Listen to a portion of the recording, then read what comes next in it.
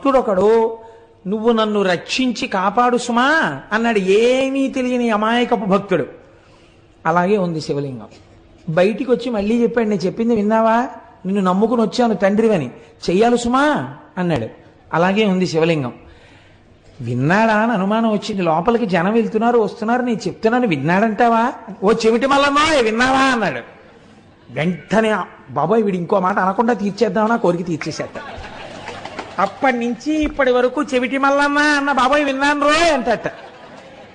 తండ్రిని చూడండి మీరు, తండ్రి మహాప్రాజ్ఞుడు, అందరి చేత నమస్కరింపబడేవాడు, లోకపూజితుడు. అటువంటి తండ్రి కుర్చీలో కూర్చుని ఉంటాడు.